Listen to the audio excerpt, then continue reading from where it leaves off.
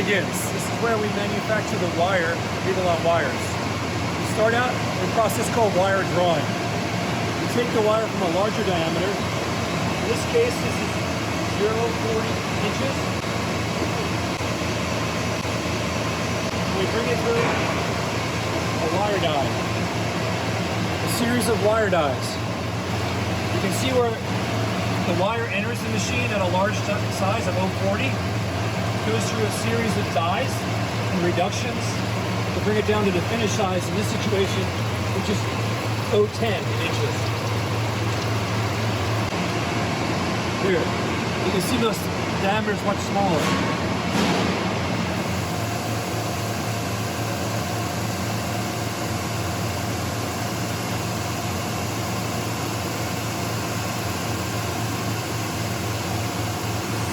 This is our annealing furnace. This is where we can change the tensile of a wire by heating it up through a controlled atmosphere. The wire passes through the furnace at a very controlled time, temperature, and tension to achieve their desired result. Here you can see some stainless steel wire passing through the furnace tubes as they become annealed. This is the spool of wire that we make in the wire drawing operation. We load 6 of these spools on the wire on the stranding machine. And the 7 spools at the very end.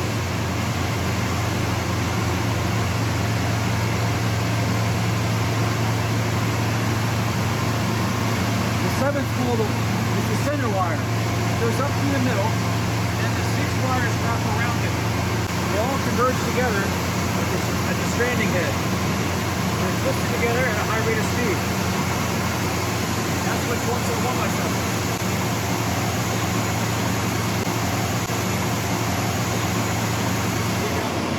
This is our operation where we take wires, miniature wires, and we strand them into cable.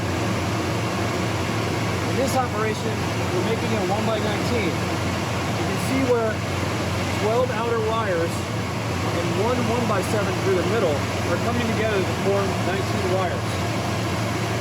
This machine runs at a high rate of speed and it twists the individual wires together. We bring this stranded wire around some pulleys, and then the final product is spooled back here. And we'll take that spool. This is how we produce a 49 strand wire. We have one spool of 1x7 on the back, and that wire runs right up through the center. And then we have 7 spools of 1x7 on the stranding machine that revolve around the center wire. They all come together, put it here, the stranding head. They all come together to produce a 7x7 electric cable. And we know our Beadalon. This is our 7x7 cable strander operation, where we're taking 7 1x7s. Each one of these is a 1x7 of strands, and we're combining them into one cable. All 7 are coming together here at the head. They're being preformed to fit together, just like a puzzle. And they're being stranded under controlled tension and speed to produce cable. And in this case, we're making a large diameter cable. The same process through the miniature cables that we make as well.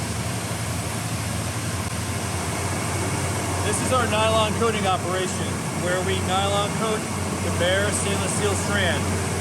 The strand comes in on this side, it's bare. It goes through an extrusion head where the molten nylon comes out and coats the wire. It then goes through the water bath, cure the wire, cure the nylon. The entire time this process is running, there's a self-centering head and a laser micrometer, so it tells us the exact diameter of the nylon coating. We manufacture our own spools here. We injection mold them. This is the operation. plastics gets injected into a mold. We do more than one at a time. They're on a tree. And this machine actually, after the spools get injected, the robot arm goes down and picks up the tree, extracts it, drops it in this machine here, which is a regrinder, and it grinds it back down to the raw material so there's no waste. It goes back in the machine and gets injected molded. Yep. This is our automatic labeling machine. This machine applies the label, tamps it to the spool. We have to be very efficient when we're manufacturing items in America. We do that through automation.